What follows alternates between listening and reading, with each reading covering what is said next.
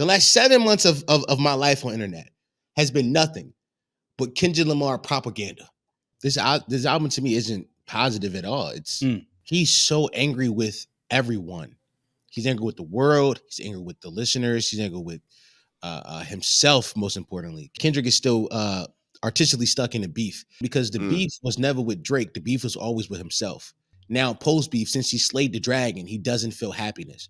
There's no resolution to your problem because the problem was never Drake, because you are still too upset with how your life turned out. There was things he wanted to achieve that he never achieved. Like if you look back at Kendrick's career, his whole career, he has been this industry darling. The industry loved him. 17 Grammys, a plethora of songs with pop stars from Sia to Taylor Swift to Robin Thicke.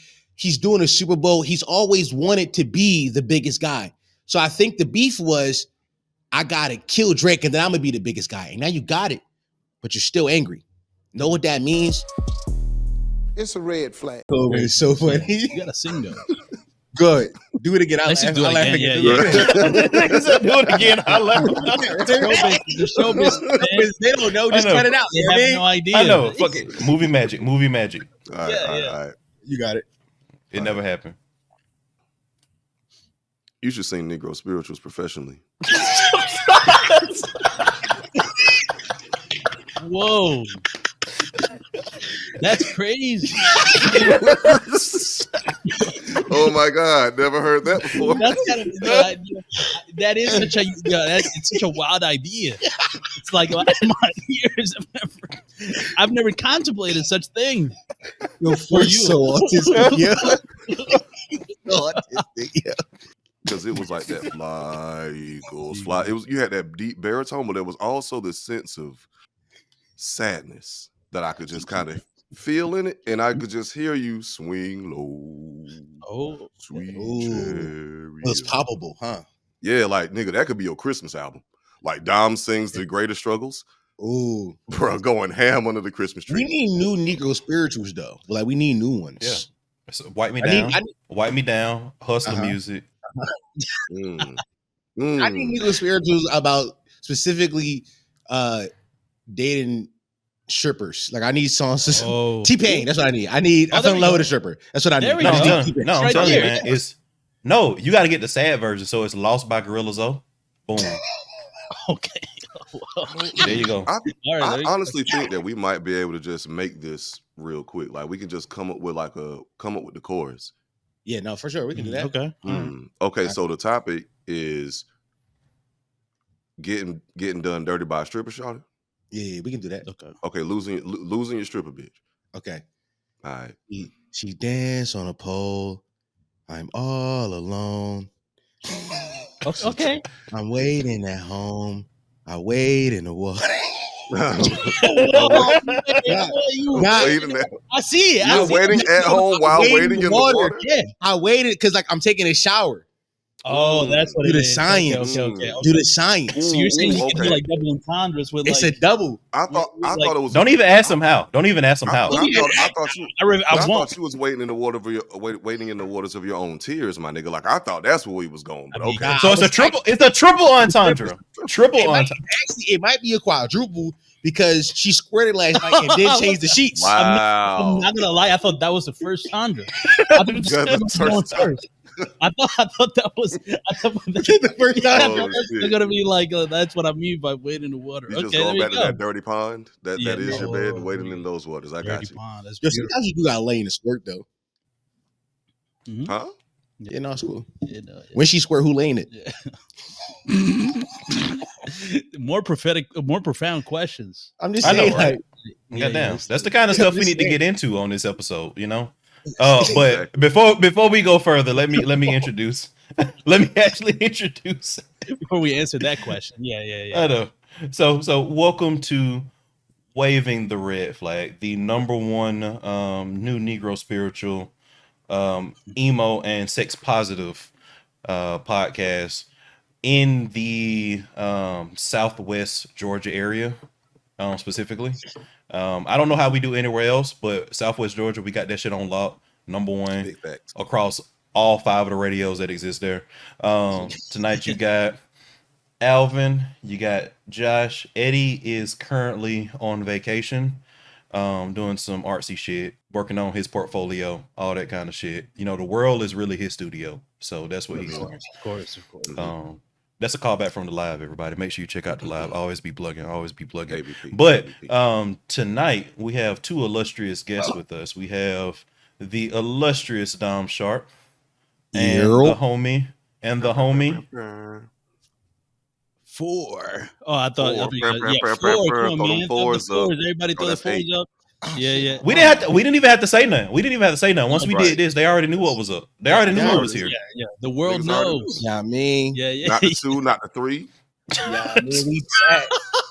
Yeah, Not the 1 or the 2 or the 3. Yeah, that's good. just waving a red flag and potty mouth collabing once again. You know how we get down. Come on. Yeah, I mean, 3 years in the making. It's time Yeah, to I mean, lock in. We always this relationship right here is symbiotic. Ooh, I'm that's like a the good venom word. symbiote on top of a good political bones. What? No, just yeah. Now I'm like the venom Yeah, symbiote. you're going just now. Yeah. I just like, cause I get on here, I be like, jerk off in her face, Eddie. Like, that's what I That's true. You are the symbiote of the time. That's actually He really true. is. This nigga is Tobey Maguire with the symbiote suit. Yeah. Yeah, I mean, that's or what the I goblin do. with the mask. Come on. The mask is talking to you. Yeah. And I finally brought my Dominican co-host here with There we me. go, man. Kelo K, Yes. Kelo K. Que lo que, ¿cómo están, amigos? Yeah. Hey, Viva la raza. they nada. Viva la raza. That's Mexican, but you know. Come on, stop, pussy.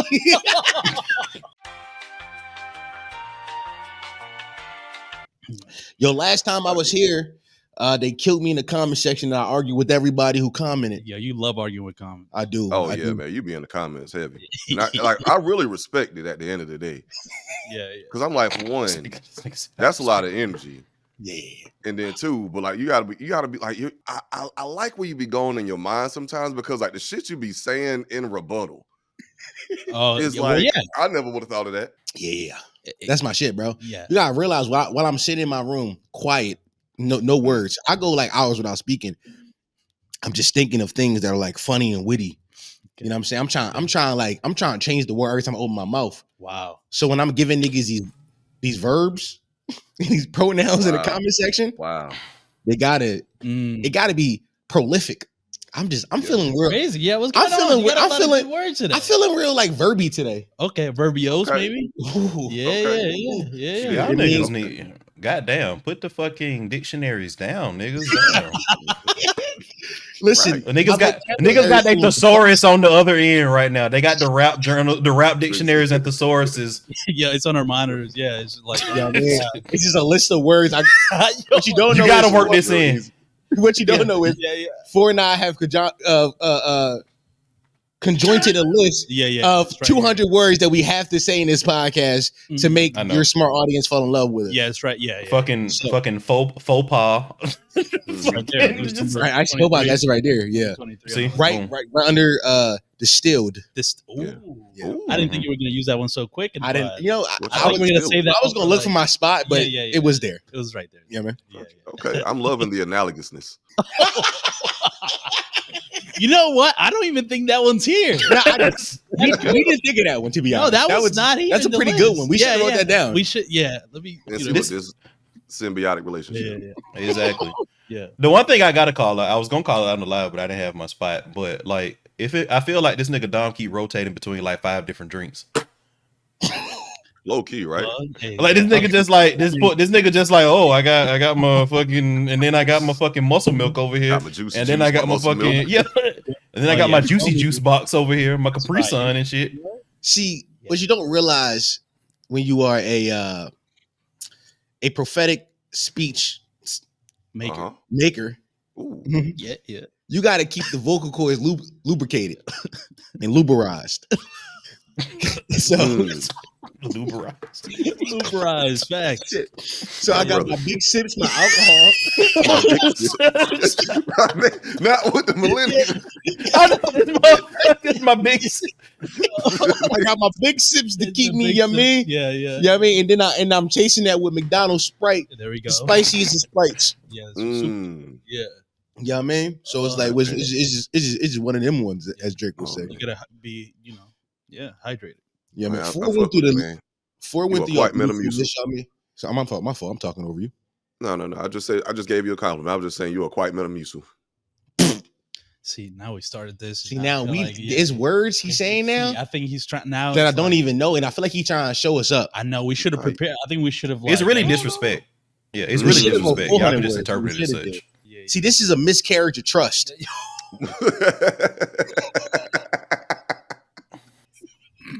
That's what it is. Yo, this might be the most poetic pod y'all ever done, man. It's like I know for the real. combination of words on this podcast is crazy. I mean, carriage of trust. I've never quite heard it be put that way. That's actually, oh man, yeah, So silly. Okay, all right. What we getting into? Oh, okay. So the Kendrick shit. Kendrick just dropped. Yes, Everybody. Mhm. Yep. Hide your kids, hide your wives. yeah. GNX, very solid album. I think that's the consensus. I feel like for any person that listened to it with like in good faith, I think everybody would say it's just a good album at the very least. Yes. There's nothing like you could say like super experimental or like inaccessible like Mr. Morale, which is a very controversial album. The fact that that Kendrick put out an album that's so kind of accessible and just I would say just good, I think it's confusing to a lot of people, especially his own fans, the Kendrick fans, because I don't think Kendrick is usually putting out just good albums. Mhm. I think he's trying to.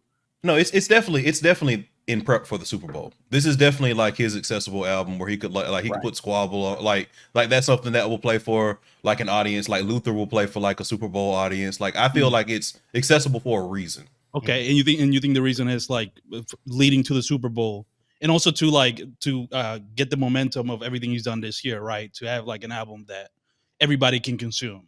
So you think there's another album that's dropping, or do you think this is just Super Bowl? The talk is that there's another album coming. The talk is that this was effectively the EP. This was the teaser for the quote unquote real album. I don't want another Kendrick album so fast. Like unless that album is great as fuck. Like To Pimp a Butterfly 2.0 or like whichever one. Good Kid, Mad City 2.0. Like take your time, bro. That's something Dom and I have been talking about. The idea of like, why are so many of his own fans so quick to be like, but just wait for the next one though. My theory is that because it's just a good album, a lot of his own fans didn't like it and are now trying to act like they like it, but they don't truly like it because this is not what they come for Kendrick for. I don't think this is what they want from their favorite artist. They want like a Mr. Morale. Every diehard Kendrick fan loves Mr. Morale and the Big Steppers. They do. I don't know if they're coming to Kendrick for a just accessible album, party album. Yeah, like a West Coast fun album. I don't think they're coming. And I'm not seeing a lot of people being honest about that. Maybe they didn't like this album from Kendrick, even though they might not like it as much. But he still got a lot of those like heavy, I'm saving the world type bars, or like, we got to do better. I'm uplifting, talking this shit like on a positive note. And even that's kind of weird when you hear somebody like speak about the shit that they do that's positive, because then it can sound like you might be getting into the realm of arrogance.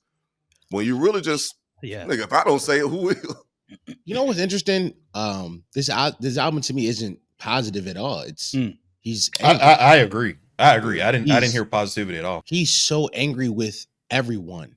He's angry with the world. He's angry with the listeners. He's angry with himself. Most importantly, Kendrick.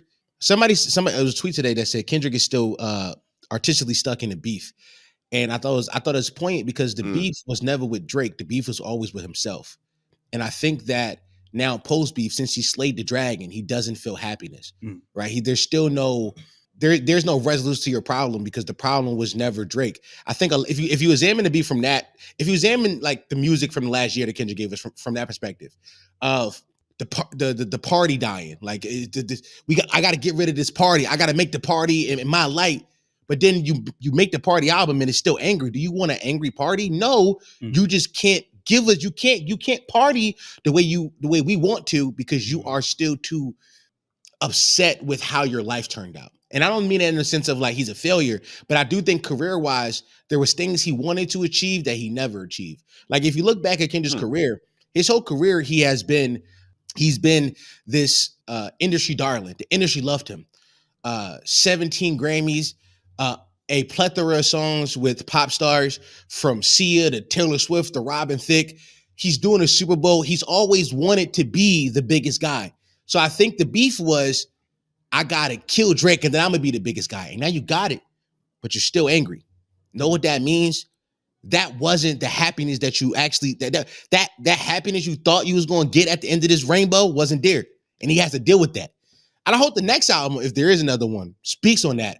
It speaks about how angry he's been. Because I feel like the past year of dealing with Kendrick, for some reason, we've accepted hating as like a cool thing. Okay. Like hating ain't never been cool or gangster. I ain't never met a nigga that was a hater we thought was cool. Okay. That shit ain't gangster where I'm from. We not looking at the haters like, oh yeah, nah, I want to be like him. That's not how we look at the haters. So depends on who they're hating on. Depends on who they're hating on. No, it's funny. I said this earlier to the floor. I think that Kendrick, he's the mastermind that he is. He picked the perfect person to hate on, right? If he was like, yo, he's like, I'm gonna make Drake a pedophile. Guys, it doesn't matter what I say because it's either me being angry or the nigga that touched kids. What's worse? Yeah, it's masterful. It's masterful. We should all hate on Drake. We should all hate. It's not just me hating. All of us should hate. Yeah. Well, I mean, Drake been getting like a shit ton of hate well over the years. So I mean, he had a solid fan base to go toe to toe in him. Yeah, but it's all on that hate. So one, I think that specifically to Josh's point, there were a lot of people that wanted to come at Drake that didn't feel like they could because they weren't big enough and because Drake has a history of beating those people down because he has things on them. Pusha T is the first person to show kind of like the chink in the armor from that perspective. It was somebody that like you couldn't like Drake didn't have any ammunition, right? Like past Duppy freestyle, like he didn't have anything else. Like you come in with a combo breaker and Drake, can't throw a haymaker, you win. But in terms of like the Kendrick still being angry thing, I kind of get that, but I have a slightly different take on where that's led them in the current state. A lot of times rappers do this thing where they reach what is arguably the height of their career. And I don't want to dismiss what Kendrick has done, because if you look at it from every single metric in current state prior to the beef, Drake was clearly the biggest rapper on the planet. The second biggest rapper on the planet was clearly Kendrick Lamar. Just put it out there. So Kendrick had already done a huge amount of work to get to where he was. But when you reach an even bigger height, when you become like the number one or the 1B, depending on like how you look at things, to Drake's 1A, where it's like a two-man show instead of like Drake just being in this situation all by himself, I think that he feels some sort of pressure to keep giving people what got him there. Because rappers always get into the situation where it's like, do I just keep being the same person? Do I try to push the boundaries? Do I try to change? Like I've heard rappers, like Eminem is a good example, where he was saying that like trying to shift out of this quote unquote Slim Shady like alter ego and trying to do different music was different because he got to a point where he thought that fans didn't want that. And then he tried to consistently be that angry Slim Shady figure that got him to where he was. And it was very difficult to keep finding that anger when you're no longer like this poor up and coming, like struggling rapper, when you're worth like hundreds of millions of dollars and like you're super successful and you're the most successful rap artist of all time. Where are you finding your anger from?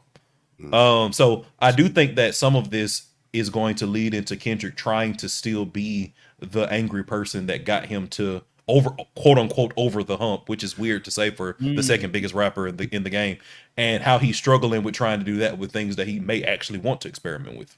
I think that there's one. Okay, so great points all around in terms of Kendrick being like angry. Okay, so let me reel back. So in terms of Kendrick being angry, like on Whacked Out Murals, he mentioned people like Lil Wayne. And then Snoop Dogg, basically Lil Wayne's that what was that bar? He said, "My hard work let Wayne down." That's a hard ass bar. And, and like so, I guess he was like feeling upset behind that. And like, damn, like how could Wayne like hate on me? Like how could he feel like I didn't deserve this? And like you just thought he was gonna be the guy. And then with Snoop, that was kind of weird. Like, reposting what the fuck was it? TaylorMade. TaylorMade. Yeah. Hope it was the edibles. So I can see like where some anger is coming from, because he feels like, people don't fuck with the West Coast like that, or he's seeing people, you know what I'm saying, that he thought was like in his corner on his team didn't have that loyalty that he thought they would have. So there's a lot of things you could pull from that, hence why this album might sound like a little bit angrier still. But I think on the next one, it'll probably be like more calmer. Like, it's not gonna be like as You don't think that's manufactured anger though? Like, I think a lot of it, it's like when you talk about specifically how he talked to, it was the line, my hard work let Wayne down. Snoop posted the song. I hope it was the edibles. Nas the only person that congratulated me. Those lines, to me, it feels manufactured. It feels like he's still trying to make himself this underdog that he's not. Right? Like, I feel like there's people on the internet who still want to portray Kendrick as like this little tiny guy that the internet, that the industry turned away from and never wanted to support and never wanted to become a thing, when that's simply not true. And I think him propping up those ideas is him trying to manufacture this underdog story. Like, bro, you are the champion now. The people's champ, yeah. You're like not just the people's champ. You won the fight. Yeah, well, yeah, for sure. You won. You can win the fight and still have some chips on your shoulder. And I don't think that's like manufactured. Because no, but the problem is, I think the manufacturing nature comes from Snoop. When Snoop posted that, I think we got to look at the context. Wayne didn't say that Kendrick didn't deserve it. Wayne just wanted it. In what world is it wrong for a man to want something that somebody else got? Because if that's the case, right, we gotta look at Kendrick just hating on Drake for a whole summer differently. Then, right? We talking about when Wayne wasn't even hating. He was like, damn, I wanted it. He was remorseful that he didn't get it. When you look at the Snoop thing, all Snoop did was post it on his story and say, dog, what the fuck is this? Because his voice was on an AI record. Yeah. Like, you got like when you look at it, you gotta analyze it. Like, you're trying to make us believe that these people are against you when they aren't. Nobody's against you. I've lived on the internet for the last 7 months now. The last 7 months of my life on internet has been nothing but Kendrick Lamar propaganda. Like, honestly, it's been everything is pro Kendrick, and if you speak slightly bad about him, people will call you all sorts of things. For example, when y'all post this on YouTube, there's gonna be people in the comments fighting me like, he's just a Drake dick sucker. Yeah, he's just a Drake. He just a Drake. He hates Ken. He just he's gay. Yeah. Like, that's what they're gonna say. That's what they're gonna say. Yeah, I know it. Yeah.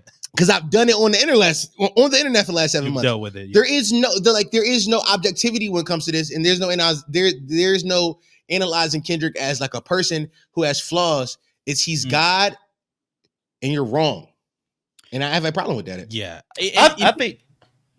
Yeah. No, go ahead. Go ahead. Well, I was gonna say is to speak to the idea of like maybe his next album will be calmer. Maybe Kendrick just isn't that guy, because when's the last time he wasn't conflicted in an album? I mean, it's been a long time. Like, I would say To Pimp a Butterfly, he's exploring a lot of, pretty deep issues. So it's like he's really going through it. And then you go to Damn, and he's kind of, I've seen Uncle FD, every singer talk about this, how Damn, he was kind of mad at the fact that To Pimp a Butterfly didn't do what he thought was going to do. And then after Damn, it was Mr. Morale, which is his most conflicted album ever. Like, with himself. It's like, it's just him trying to dig like through 10 layers of like trauma. Right. Yeah. And now we get to this one, and this is supposed to be the fun one, and it's still not. So maybe he's just perpetually conflicted. I think it's maybe overly dedicated. It's probably like the last, yeah. By the way, his fans will comment to what Ford just said. Yeah. He's a Gemini. He's always like this. Right. I know this because I know their talking points, and I'm tired of them. So I will say this. When we talked about the beef before, and me and Josh of our podcast, me and Josh are definitely more the hip hop heads than Edward is. Like, me and Josh like talked about it, and I think we got into it like from like the perspective that you brought down, but I think it was very much about the music when we talked about it, and we didn't have that level of hate and vitriol. I got a lot of Oh yeah, man, Alvin, you my nigga, but like your music takes is whack kind of situations. But like it wasn't them like takes was whack. I love you, my G, but like them takes is whack, yeah. bro. You was like, So nah, he can't produce a hit type shit. Like he can't produce a song. He I can't still get I still think like what? I still think that this is basic like Drake basically propelled this and the hate of Drake propelled this more than the music did. But Man, I I will say from Dom's perspective, I do think that what you're doing is kind of the same thing that you're accusing other people of doing. Like right then, we had a whole conversation. We have barely touched the music. Right, we are only talking about Kendrick and only talking about the person. Like you could change the narrative right now. Like for example, I want to talk about how I hate this corny ass like West Coast like vibe that he keep putting on all these songs. Oh man, That every okay, that all right, that okay, keeps let's the get into that. West Coast Let's get into sound has not changed since fucking '88. Like they keep putting out the same fucking tracks and they're like, oh, let me fucking like C-walk to this shit. Like that shit's fucking corny and I'm tired of it. Like every other area of rap has gone through like 8 different eras in the time and they're still putting out these same fucking beats. There are 4 beats on this Kendrick project that are basically the same fucking beat. Yeah. A lot of the mustard one, probably both mustard ones. See, my problem is like I'm not gonna critique the music because this one I like. Like I like it. It's 6 out of 6. I do like, and I'm gonna say I like it despite what I just said. Like I'm kind of fucking with it. Like So it's we like can still critique what we like. no real shit. So for me it would be like all of my critiques about Kendrick music will be the thing that people like about Kendrick. Like for me personally, I think Kendrick is awful at enunciated words sometimes. It is hard. It's hard for me to listen. I don't like how his voice sounds. I think sometimes he gets too preachy, and I think sometimes songs go on for too long. Like the intro in the album is 5 minutes long, when a good 2-minute 30 would have really set the tone, but it went on for extra 3. That was actually my issue with the first song too. I felt like it lasted too long. I was ready for the next song to come on by the 3rd verse of that other refrain. Yeah, but like all these things are what people love about Kendrick. So I will be critiquing like what people like. I will be critiquing what they like. It is not for me. Like fundamentally speaking, it's not for me. Mm-hmm. So like, would you be like you see what I'm saying? Like, and like these are the things that got him here. But to talk about this album, I do think to be weird hip hop internet nerdy, sonically speaking. Yeah. Yeah. Sonically speaking, though, that you're right. The fucking West Coast sound hasn't evolved, and none of these songs are actually gonna work. I do think that I have a theory that Kendrick saw what happened on the East Coast over during the 2010s, the first part of the 2020s, where like this New Jersey, Philly, New York drill, Jersey club music style had like took over the world, where like everybody was trying to get one, and he saw that regional sounds can become popular again. Because the issue we had was like Atlanta was like everybody was trying to do that. But exactly. Last year when Nicki Minaj song dropped, Body is like that's a Philly club record. Yeah, the one with Lil Uzi Vert where it's like a Philly club. Yeah. And like we watched everybody try to chase and get those, and he thought, wait, hold on. So regional sounds are appealing to audiences outside of the region if it becomes big enough. I think Kendrick wants to make it sound big. Or I will take a slightly different approach, right? I will say that if your regional sound can only pop in that region, like then that's enough, right? If your region is what it is, right? So you can only pop in Philly, and Philly has what, 3 million people in it. If you pop in Philly, you're popping. If you pop in New York, you're popping. If you pop in fucking LA, you're popping, right? Like, so you don't have to, like in certain media markets, you can be regional and be A-okay, even if it doesn't like explode past that one. But to your point, I do think that Kendrick has the clout to make a regional sound national. Or at least try. At the very least try. And he's definitely trying. Yeah. I don't know if it's going to work. Like you said, I don't know if like, and people attribute that to saying like nobody likes the West Coast. That's like a thing that the West Coast is using as a way to like unify themselves. It's like us versus them. I love LeBron. Yeah.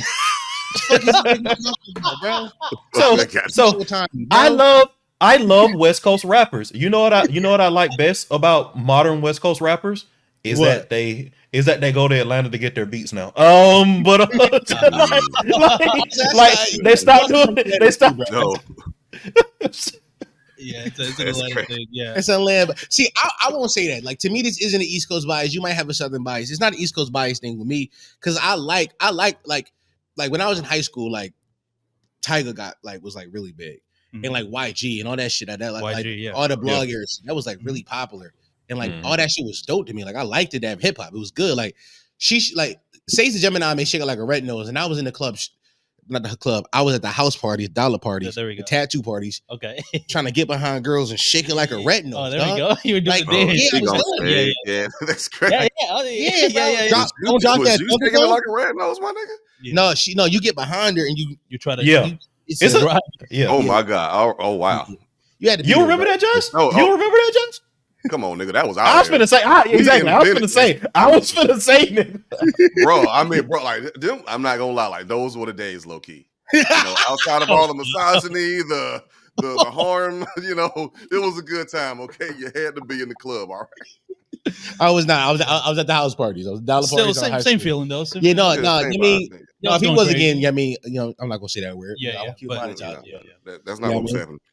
But yeah, but people have like West Coast sounds. I mean, I can think. I would say Big Sean. I don't fuck with you. Yeah. That was like a huge hit song. Yeah, with E40 on it. The mid 2010s had a DJ Mustard. It sounded like DJ Mustard. We had the last one I could think of was Roddy Ricch. He was Roddy a West Ricch. Coast artist, and you know, I would say I don't know if that was as heavy with the West Coast element, but he's certainly. Well, no, he was because DJ Mustard was producing all the R&B like feeling songs on it. So. And that was Soulja Boy became a blood. That's right. I'm sure that helped. Yeah. Yeah, that helped a lot. So I don't know if it's like a West Coast bias. It might just be people just don't like that West Coast bounce. And like you said, why can't that be enough? Alvin, you said, why couldn't that just be enough? Why couldn't that just be a regional sound?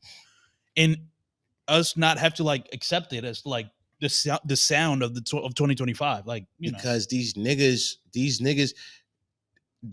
want the party to sound like them. I'm gonna keep it a beat. Oh yeah. I never like Not Like Us. I don't know why everybody was pretending to like that record. It wasn't. We know why. We know why. I don't like it either. Like I will hang my hat on the fact that Meet the Grams ended the beef for me. Meet the Grams is a top 3 diss track concept for me. The moment that shit dropped, I was like, this shit's over. I was like, unless Drake has Ether 2.0 in his back pocket or some shit, like there's no way he comes back from this shit. Well, he had timing. The 6. No, it's funny. I disagree. Yeah. I think Not Like Us definitely ended the beef.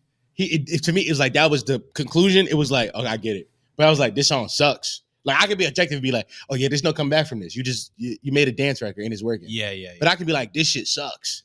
Like the third verse was once upon a time we was all in the chains. Like I don't want to hear that when I'm partying, bro. Like we gotta keep it a beam. I don't know if they play that third verse in the bro. Club He yelled about pedophilia, and I'm supposed to be in a club drinking, trying to fuck bitches. Like what we doing? So bro? Go ahead, Josh. No, go ahead. I was just about to say that's because the bitches is yelling about pedophilia too. So like everyone is in on it. Of course, like everybody. I feel like with the women where I'm not gonna lie. The problem is that we be letting bitches control too much shit, yo. Wow. I feel uncomfortable talking about pedophilia when I'm trying to touch on her butt, bro. I'm trying to hump her butt. And this nigga talking about some pedophile. Bro, what's up? Hey, minor. First of all, so here's the thing. When that song first came out, and I do think that people discount the fact that vibes and mood and like the cultural context can drive a song forward so much. When that song was first coming out and they were playing it, it was crickets. And then you slowly started seeing, I still got the videos, Josh. I can drop you like 12 links because I've been ready. That's one spot. I had the videos where that shit was popping immediately. I got like 12 videos from 12 different spots. Back and forth, yeah. And like every time I posted that and people would show me the spot that they were talking about, you could go on Instagram to that spot and it would be like 4 people and they'd be like, oh shit, it was popping. It was 4 niggas dancing. Anyway, like, but if you fast forward like a month later, the clubs were 100% popping, like universally popping when they played this shit. And I think it was because everybody got caught up in the hype of being a part of the moment, right? Like being a part of a real-time rap beef that was bigger than like one that we hadn't had in such a long time. Like I think people were just like, I'm a part of a moment. This is a part of like rap history. I feel great about this, so now I'm finna fucking dance. That's why I like people dance with shit that like was a moment before, and they don't care about this shit no more. Like, Gangnam Style, that shit was like popping. Like it was one point you played that shit, like that shit would get the party jumping. Play that shit now. Yo, it was a moment. It was a cultural move. Niggas was saying stupid, fruity swag. Okay, like we was all on that shit. We would never say that shit again today. Like in real, being real. My nigga in the late 2010s, Youngin made a song, and she said, "You call her Stephanie, I call her Headphony," and that shit rung off, and that shit make no sense, nigga. Yeah, sometimes is she a heifer, like a woman of loose morals, bro? Like I don't get it. The bar was she give head, so I call her Headphony. Headphony, yeah. I thought it was. I always thought it was Hefferny, like Hefferny. Yeah, no. That shit is doo-doo. It's doo-doo garbage. And we didn't give a fuck. It was a moment. Like a lot of it, like yelling A minor was a part of the moment. It's a moment. That was a moment. But okay, so I'm gonna actually defend the West Coast shit a little bit because honestly, I'm right there with y'all. I'm a nigga from the South. I was raised up on but not like us. I remember when that shit came on. It came out the same day we recorded. I was like, I don't like this beat, but I'm fucking with what he's saying. Like what he's saying is hard, and like it's a lot of bars in here. Clearly, there's a lot of bars. I lean on you. It is bar dance. It's bar dance. Bro, like it's a whole the OVO bar. Like I remember the thing that turned me off that song completely. Like it was that, but it's other vaginal options. The other vaginal option, and then there's like a pause for you to like react to how good that bar was. Bro, and then he did a call and response on the best one. Not the best one. No, I'm just pointing out that like that record corny as fuck. Like it's like I don't know. Like it worked. It was a hit, and it's cool. But history's not gonna look fine on that record. We're gonna look back at it and be like, this shit was corny. That's very possible. He did a call and response in Big 24. Yeah. Hip hop don't sound like that. Yeah. If J. Cole made Not Like Us, we would have laughed him out off the fucking earth. Like not even kidding. Yeah. If he said that, if J. Cole said other vaginal options, if J. Cole said trying to strike a chord and it's probably A minor, we would have laughed him out the fucking room. The only reason we didn't because people see Kendrick Lamar as this Pulitzer Prize winning amazing writer and rapper, which he is. So we look at his bars differently than everybody else. Even his whack bars get viewed inside with a different scope. And also, we hate Drake. We hated Drake for who was he saying it against? Yeah, that matters a lot. It doesn't matter why he's saying it, who he's saying it against. Yeah. I think I'm a little bit more towards the middle than you are, Dom, but I definitely want to get Josh's opinion because I know Josh is on the way other side of the spectrum. You ain't got like Josh. You gotta. No, I'm trying to niggas is getting bars off. Niggas is getting their bars off, and I'm here to listen. But like, no, okay, so Not Like Us. I will say that shit is a bop. That shit will stand the test of time. Like he will always be able to perform that song, and niggas is going crazy. It's just like if you heard Bad and Bougie drop today. As soon as you hear that first raindrop, drop top, you are going to sing that shit line for line. I don't give a fuck. And then even though I was like, yo, I don't really care for this beat at first, that shit actually did kind of grow on me. But I'm still with you niggas in terms of like just how I feel about West Coast sounding beats. I love West Coast artists. We both like Schoolboy Q. We both like Vince Staples. We're both Larry huge June. fans. We both like Larry June. Like, but when I hear them super duper West Coast heavy sounding slappers, I'm like, this one really got to grow on me. I'm trying to give it a chance. Let me give it a chance. I think that's fair. I think that's fair. But all the narratives that are formed against it, like you can't just say you don't like that sound without it sounding like you're against Kendrick now, because Kendrick is now very much the face of the West Coast. So that's what is associated to the West Coast. Even you saying, I just don't like that sound. It could be like, oh, so you don't like Kendrick? You don't like what Kendrick is doing for hip hop? You believe in God, nigga? Yeah. Real shit. I mean, yeah. Are you a sinner? Yeah. I get it. You fuck with pedophiles, don't you? Right. I get it. Yeah. You fuck kids, don't you? You fucking sicko. Yeah. And I think for me, and I want to clarify, and I can give like the specific example in the album GNX that like really made me just like roll my eyes a little bit. Again, it's Squabble for me. Like that's the quintessential sound where I'm like this beat is just like, I don't like it. And again, there are West Coast artists. Kendrick himself doesn't often rap on those beats. Like if you go back, like exactly, like he has a full body of work where he was not rapping over shit like that. I would say Schoolboy leans more into that. Like he probably has one track or two per project that sounds just like that.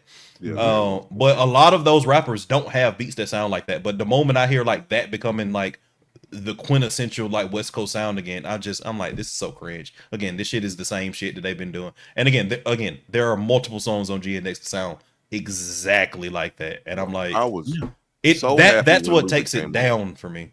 Yeah, I was so happy when the third song Luther came on because I was like, finally a break from this. Same, honestly. And I like Luther a lot. Yeah, Luther. Yeah, that was the one with SZA. Yeah, that's SZA singing. Yeah, on Luther. I could not clock her voice for some reason.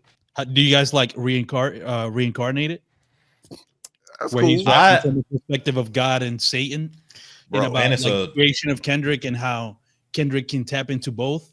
Nah, man, but that nigga was like a nigga born in 1947 at first. So I was like, is this BB King? Like, what's going on? I also think it was a subtle dig at the AI Tupac voice by using the hard Tupac sample, and it took me a while to place it. It's 100%, like it's made niggas. But I thought it was until the end of time when I first heard it initially. But I knew it was Tupac, a Tupac sample. So I think that's very much like, this is how you do it. This is how you really do it. Fucking Drake, subtly. He sounded like Tupac too. Like I heard Tupac in his voice and delivery. I'm gonna be real with y'all. If J. Cole made a song where he attempted to sound like Nas, we would laugh him off the face of the planet. That was Man at the Garden, wasn't it? No. Well, that was Kendrick also being Nas. Yeah. So, that's what I'm saying. Kendrick made 2 songs in his album where he attempted to sound like other people. J. Cole made one song called Let Nas Down on Born Center. And niggas like, yo, you gay, you let Nas down. You like talking about letting another man down. Yeah. We let a man pretend to be another man 2 different times, 2 different men. He cosplayed as 2 different rappers. And we were just like, this cool. Time out. That's bullshit. And you know it's bullshit. Why?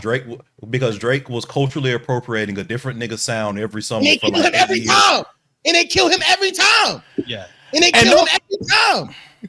And what they kill him? They kill the biggest rap artist on the planet every single time he does it. Clearly, they're not killing him enough, Nom. Clearly, they're not killing him enough. Be fucking for real right now. Be fucking for real. He's the biggest rap artist on the planet. Every time he does it, every time he pops out with a new accent, they be like, "Oh shit, he done appropriated somebody else." This is normal. Every time Drake's do something different, they be like, "Oh, he's stealing again." Yeah, you can't fool me with what is that? You get ain't no accent you can sell me. Ain't no accent you can sell me. That's a talking point. Every time Drake pretend to be somebody else, which he does, they kill him. Okay, but let me 2 different niggas. Let's make it bigger. Let's make it bigger, right? Let's make it bigger. I can't think of a single artist. Even legends will tell you, like, I'm trying to sound like this person. This person created my sound, right? And I'm thinking specifically, like off the top of my head, I know Jay-Z has, I know Wayne has, I know Eminem has. Like these artists are like, I changed my flow because I heard this shit when I was growing up or in this phase of my life, and like now I'm trying to sound like this motherfucker. Like that's very common. So I don't think it's that big of a deal, even though I see where you're coming from specifically with this one. Let me tell you why you're wrong. Here's why. Because I think it's completely okay to be influenced by somebody and take those things and make that part of your style. Kendrick has done it his whole career with people like Nas and people like Tupac. His whole career, he's done that. Yeah, 100,000. The issue is he literally made one mic again. The issue is he literally sampled Tupac and made his voice sound like Tupac's. He's even doing he's doing that flow on the record. What was that? Yeah, what was that? I missed that one. I don't even know. What song was that? Seeing enemies. I'm a dumb when I'm dumb when I'm dinner D. And I'm dumb when I'm dumb when I'm dinner D. It's that shit. It's that bullshit he used to do, dog. That nigga Tupac suck ass Tupac anyway. That nigga suck dick, bro. Bro, that was some bullshit, dog. This motherfucker Tupac had one of the best deliveries in rap, nigga. Bro, that shit sucked, bro. I ain't gonna lie, bro. Look, man, just cause the nigga don't sound like Beanie Siegel don't mean that he suck, bro. Right. I'm sorry. No, goddamn.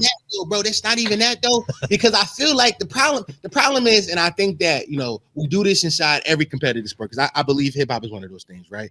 Where you can look at it like Magic Johnson was great for the 80s. Magic Johnson's getting strapped the fuck up in today's NBA. That's how I feel about Tupac. Tupac can't rap in inside today's hip hop. Okay. It's too many niggas that can do too many different shit. You go Hennessy and enemies, but I'm dumb and I'm dumb and I'm identity. First of all, Tupac's greatest ability he was a great storyteller, right? Great storyteller. The issue is we got niggas who are great storytellers and great rappers today. The issue is we got niggas who are great storytellers, great rappers, and can write a fucking record today. The difference is we got niggas who are great storytellers, great rappers, can write a record, and can sing the fucking hook today. Tupac can't. He ain't got no left hand. 3 out of the 4 though. He fucking don't. Are you saying Tupac is a milkman? No, the fuck he don't, nigga. Tupac a milkman, bro. We're playing against milkman. That nigga suck, bro. I'm so tired of.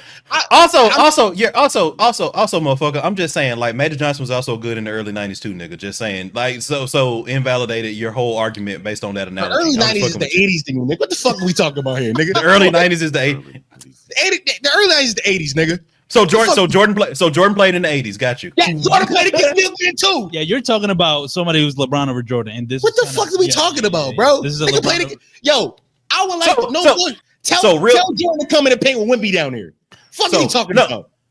First of all, Jordan is destroying Wemby. So like, and again, as somebody who like studies this, or not, I mean, who has studied this, there was a point in the NBA for the listeners where like these niggas were literally playing against part-time players. So you had like the star would be a full player, and like they would be playing against niggas who was like working on the docks and selling insurance like part of the day. Like even good players were part-time players. Elgin Baylor was a part-time basketball player, which is crazy when you look at this nigga's stats. The nigga was a part-time player. The nigga was also a soldier, like active duty soldier when he was playing in the NBA.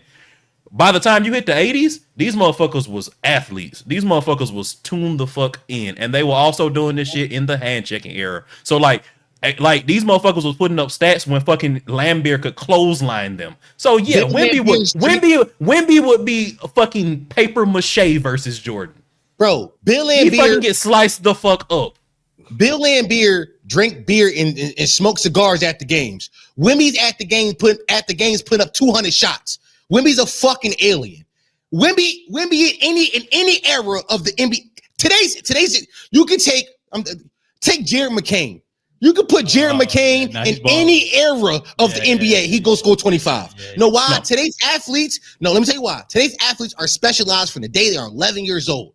Which is partially a problem. Why is it a problem? It's partially a problem. Why? Like that's why you see stress related injuries earlier in those athletes, right? Like you see fucking Kawhi Leonard with fucking like Achilles and ACL injuries, and he was fucking 25. I agree, but we talking about skill. We talking about skill, right? Well, I agree. You're factually correct, because I mean the knees is they've been playing. They play 16 AAU games a day when they was 14 years old. They got a lot of miles on their body for sure, but also that makes them better players. They are more advanced. Watch some of the shit these 17-year-old niggas is doing, and go look at fucking Isaiah Thomas and be like, what the fuck? Go watch some Zeke highlights. Go watch some Zeke highlights. And I also think this. First of all, you watch them highlights and look at like Adrian Dantley and how much better he is than basically every power forward like in today's game that's not named fucking, every forward in the game that's not named fucking Kevin Durant. But also, if you look at it from that perspective, when people say these people are more skilled, all they're talking about is shooting. That's all. They're talking about shooting. Their footwork was better. There's not a single center in the league that could fucking beat Hakeem Olajuwon in like footwork and like mid range and like hook game. Like they don't have the package. They're just better shooters. They're shooters. They're quicker. They're faster. They're more agile. What the fuck are we talking about? They're not. Have you seen? Speaking of being a better shooter, being a quicker, being faster, being more agile, I just want to rapidly squeeze in here real quick and tell you guys a little something to do this mid-roll on you niggas real quick, okay? And would you guys like to engage in, verbal fisticuffish arguments like this, but online with the niggas that you actually fuck with? All right. Waving the red flag, the boys have got you covered. You know what I mean? So please do make sure that you know, you are subscribing to our communities. Oh my Such God. as why you doing this? Why you making me laugh, bro? But please make sure that, you know, checking out our communities, you know, subscribing to the Patreon. That way you can get access into a lot more bonus content. You know, join the communities on Discord. I have been up in that chat, you know what I'm saying? I'll be in there stalking. I might not say a whole lot, but when I pop out our show, niggas, you know what I'm saying? Quick little reference to Kendrick Lamar. But so please do make sure that you're checking that out. It's always a good conversations going on. You know, people meet new people. Everyone's cool. You know what I'm saying? And yeah, let's get back to it. Adrian Dantley. This nigga got a fucking McDonald's sweet tea too. Like, goddamn. Nah, bro, I pour Pepsi in it. There's Pepsi. I got Pepsi. Yo, I gotta keep my voice liquefied. Yeah, the liquids are transformed. Yeah, bro. Adrian Dantley. Lubricosity. Adrian fucking Dantley. Now I'm gonna get to this nigga. What? Who I got something for? Who I got something for? Adrian Dantley is not better than Jason Tatum. He's not better than Jimmy Butler. He's not better than Nick. Fuck it. I'm gonna go there. Adrian Dantley don't hold a candle to Kyle fucking Kuzma, nigga. What? I'm talking about Adrian. That's ridiculous. That's ridiculous. That's ridiculous. That's Bro, ridiculous. Kyle Kuzma put niggas in a blender in the 90s, bro. Bro, what are you talking about? Okay, first of all, let's even break down what we're comparing here. Yeah.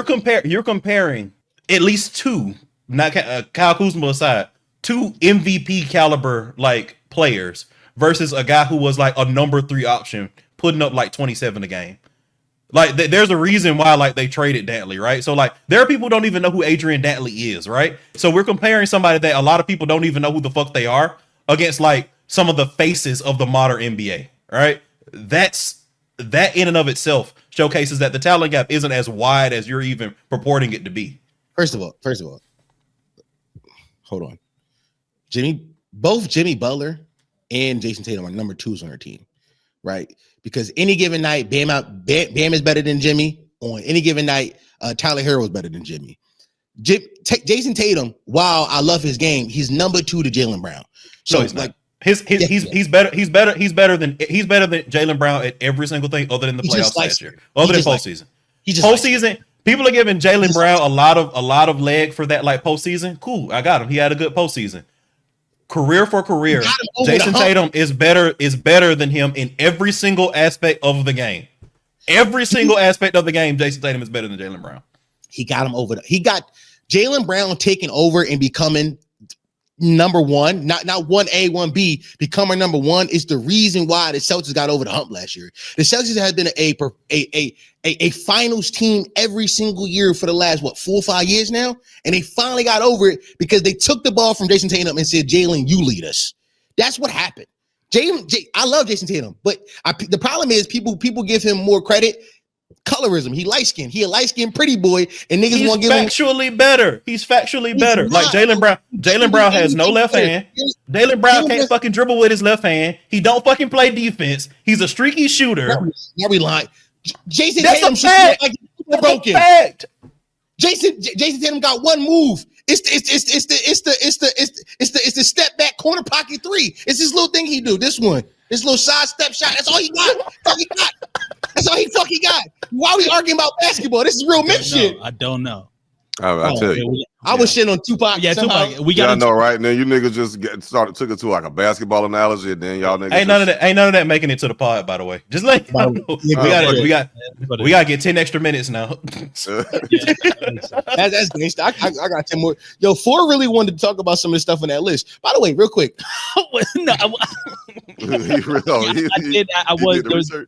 I did actually. I went through every single clip and headline on that list. I think every single time we do a pod together, y'all send the list. I don't watch it. I'm a pod. I pull up. I show it. Yeah, no. You mean it's my first time. I had to be prepared. I had to know. I'm an employee, so I don't be doing extra work. Yeah, that's crazy. Y'all niggas just show up. Booby don't need to train. Booby don't need practice.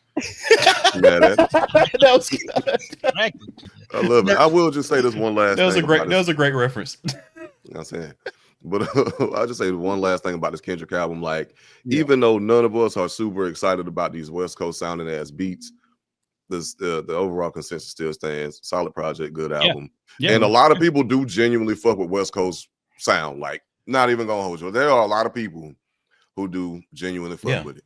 55 million of them in California, in fact, you know. I'm trying to extend you can pop just in California. You don't have to pop anywhere else if you pop in Cali. Let's be honest. Like, they have a GDP bigger than most countries. It's more people there than most countries. Just pop in Cali. Just pop in Cali. That's fine. That's all you need. Yeah, that's fine. That's fine. People that's in Cali, fine. let Just me do that. hear. All right. Well, okay. Did y'all want to? Okay, we got 10, 15 more minutes. Y'all want to talk about some serious shit or some more funny shit? I want to talk about some funny shit. Let's do it. Why'd y'all put my clip on the list? Because, bro, we wanted to know how Trump's economics was affecting sex workers. Yeah, and we got the most qualified person here. No, dick sucks is cheap right now, man.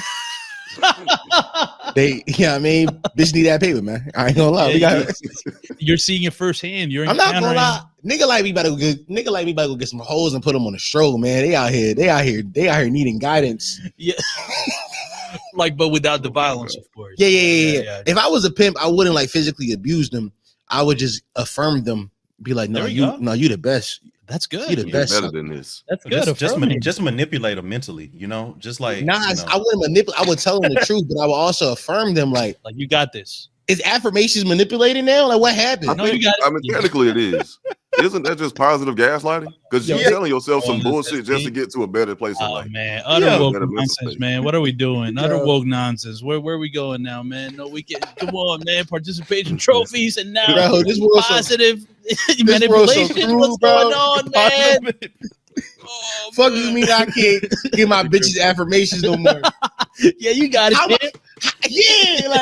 the fuck my bitches? How will my bitches know I love them if I don't affirm them? That's fucked up. Right before you ask, also 50%, just Yeah, 50 is crazy. You being too generous with these bitches now. And there it is. That's why the affirmation. Yeah. No, but she's still the best. She's still the best sucker. Yeah. But you're not 50% best. You 30%. Maybe she can work up to it. Maybe there's always room inside. Capitalism. Yeah, there's capitalism. Man. Yeah. I might be the first capitalist pimp. You know what I mean? Oh, that'd be. Capitalist pimp. Well, capitalist. Matter of fact, I might be the most socialist pimp. Social. Okay, there we go. Because like she go own equity in her pussy. Come on, that's what we champion here. See what I'm saying? Owning equity in herself. That's like slavery with extra steps. Like what the fuck are we doing? Give me Bob at the block. What the fuck you talking about? Equity in yourself is kind of crazy. Just like now you're equity in yourself. Yeah, man, she got Bob at the block, man. That's all it is. I'm buying shares of me. You know, yeah. How many stocks of me can I buy? Yeah. The market just. Unfortunately, that is kind of how pimping and prostitution works. But but basically, the whole impetus of that was like, a shouter who was out here giving great deals. Yeah, no, I don't know her personally. I don't know her personally. Here's what happened. Sometimes late at night when I'm alone or next to my girlfriend in bed, I like to scroll through a prostitution app called List Crawler. Now, I'm not. Are we gonna have to bleep that out? No, I talk about it. No, our video monetized about it. You good? Oh, okay. Now I don't ever buy because that's insane. Yeah. But what I that's insane. That's insane. That's insane. Who would do that? Yeah. But what I like to do often is find new Twitter girls to follow. So I go in the app and I type, because most times, like, you type it, it's a search engine. You can type in Twitter, and all the listings that have a Twitter handle attached will pop up. Mm-hmm. So I like to go through them and see which one of these prostitutes have also diversified their pussy, and they're also selling digital ads. So that's what I do. and I take it and I go follow there. But as I was scrolling this night, I saw a deal that intrigued me. It was 2 nuts for $100. Now. That's very cheap. Right. That's very cheap. From what you've seen, that's like the market is that. You've done the analysis. So you know what it is. So the average price of a head session depending on time, you got a HH, you got a quick time. A quick visit is 15, HH half an hour. You got an hour, you got overnights. But if you're just getting head, you half an hour. Oh, half an hour. Oh wow. Okay, the terminology. All right, my nigga. Yeah. So, but if you're just getting head, you're usually getting a QV, a quick visit. 15 minutes, right? 15 minutes. Yeah. That range is anywhere from 75 to 100 by itself, depending on the woman and her looks and how much she loves herself. Yeah. Right? And you can always see that through the pictures. Yeah. You can always tell the ones that just doing. You can always tell the ones that are here for a good time and the ones here for a long time. Okay, yeah, the business-minded ones, yeah, of course. You can tell, like, you know, the ones like, nah, I'm doing this to put myself to school, and the ones like, I'm doing this to put food on the table. Yeah, you can tell the two. But you traverse these waters. You're waiting these waters for sure. Yeah, I'm waiting those waters. Yeah, for sure. Okay, so you can tell the difference. So I saw it. I said 2 nuts for $100. I said, oh, that's a steal. Now I had no intentions to buy, but I was curious about what this deal entailed. So I decided to reach out. Reach out by a simple inquiry. Okay. I inquired. Pulling back them words. Yeah, I see you. There's like 70 I haven't got to yet. Yeah. You gotta proliferate the rest of them. Yeah. Proliferate. There you go. Is that it? I think it is. Yeah, I think it is. What you said? What? Proliferate. Yeah. Yeah. That's one of the words in here. That's on there. So I okay. So I texted her and she was like, matter of fact, I got the messages. I'll read them again if you want me to. I'll read them here. Is that something y'all would like? No, did he? You want to give us the cliff note? It's not a lot of messages. I get cliff notes. So I was like, she said, all right, so boom, I come through, suck you up, pay me $100, and then you get a 30-minute break in between. Okay. I interpret that as she's sucking dick for 2 straight hours because it take a long time for me to nut. Because she never specified how long this was. Mm-hmm. So like usually there's time sessions, but there was no time session. Okay. So when I said 2 straight hours in the clip, I was like, that's how long it take me to nut. So if you suck dick for 2 straight hours. By the way, 2 hours for $100. That's a lot of work, gang. That's a whole. She reached out to me the other day. I actually got DMs from her after the clip went viral. Yeah, I haven't talked about this yet. These new. Shit. She DM'd me and said, "That's me. You posted. I don't have a Twitter account, so I had to make one." She said, "And it's not me sucking dick for 2 straight hours. You get 30 minutes to bust 2 nuts with a break in between. By the way, 30 minutes just feels short." That's too short now. Yeah, like 30 minutes for 2 nuts. Cause like after the first one, I'm gonna need like it do take longer. It take a longer for the second regenerate. One. Yeah, like that's you gotta regenerate. I feel like that's bad. That's girl math. Yeah. She said, if you're gonna talk about it correctly, please and thank you. She said, I like it though. I have tough skin and you ain't saying nothing bad. So thanks for the promo. I said, love, mama. That was me because I call women mama. I call women mama now. I'm 30.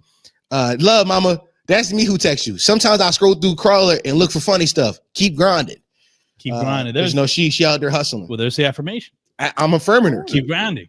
I'm affirming her. Yeah, of course. Yeah. Damn. If only there was a way she could have monetized off of it. Like I hope she got use your influence for good, my nigga. Like it's potty mouth. She's got a potty mouth. Okay. It goes. Start a different kind of network, dog. Yo, can you read my thing here? It says not a network. She's just trying to keep herself out of trouble. This is not a game. Yeah, I mean, this is not a. By the way, this is how Diddy got caught up. This is how Diddy got caught up. It's not a Rico situation. Like they're not out to get you yet. Yeah. But no, I'm sure. Several people reached out to me like, yo, what's her number? What's her page? What's her account? She got a heavy flow. I'm sure a lot of traffic to her. Yeah, page. I hope so. Yeah, I hope so. I hope niggas are paying her like because $100 2 nuts. She need that $100 bad. Yeah, like that's it's 30 minutes and it's 2 minutes. 2 nuts squeezed inside 30 minutes for $100 with the break in between. So don't forget the break though. So 30 and 30. No, I think that's outside of the 30 minutes. She said you get 30 minutes to nut and you get a break. And if I bust twice in that 30 minutes, where's the break? Yeah.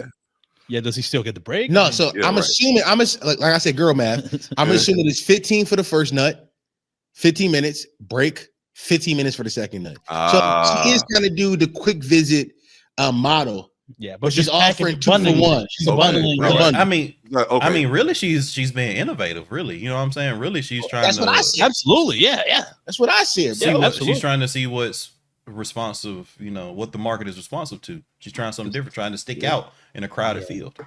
Obviously, the market was responsive to yeah. 2 nuts for 700,000 views on Twitter. People were obviously people, this is the thing that people responded to. Yeah, that's true.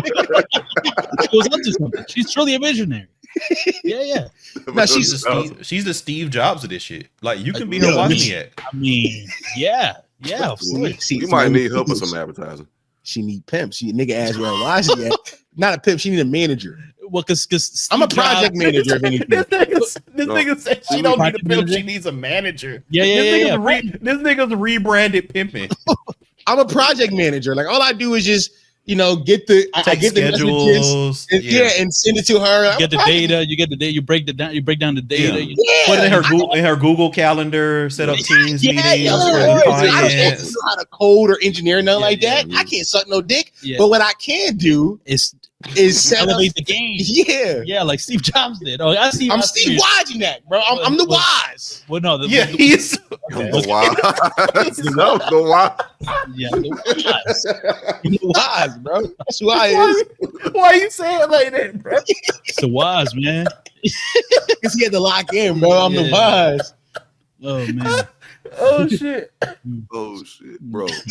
Oh my god. Go ahead, close this thing on out, Alvin. If you. Oh my what, god. An hour? See, I don't like how y'all keep it at an hour. Every single time I get upset because we be vibing, I'm like, we got a leash. Yeah, I mean, but that's something we do too, because I mean, ain't no stopping me now over there. There you go. 100%, man. But look, man, we just work here. I'm an employee.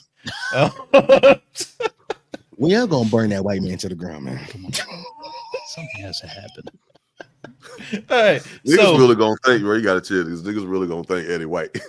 they already think he Latino. Like Eddie makes content. If you can't a do young Pakistani boy. Right. Yo, when he got his haircut, he do. Yeah. Oh my god. But let me close it out. I gotta think of something.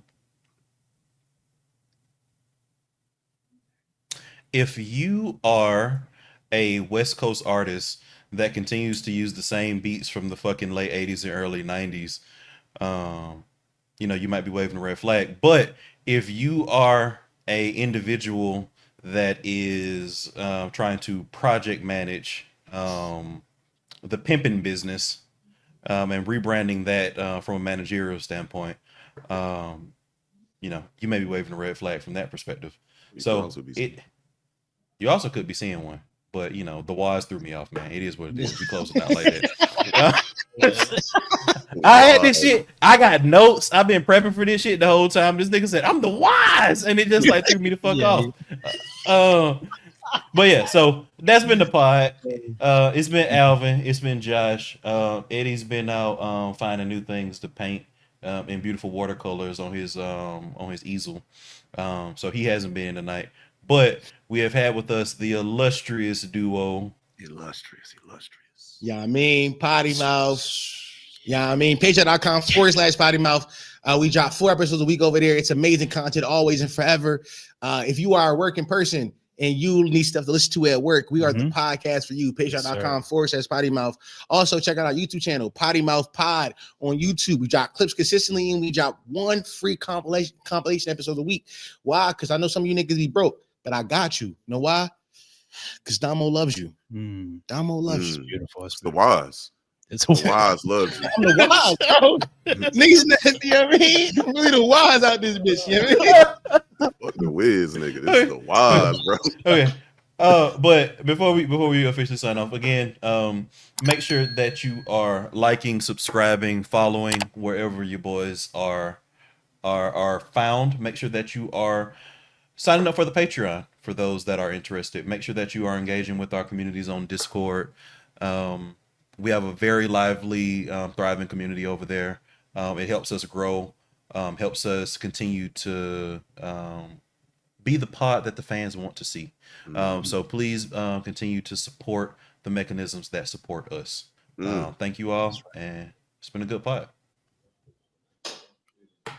Piece of chicken. Type shit, type shit, type shit. Yeah.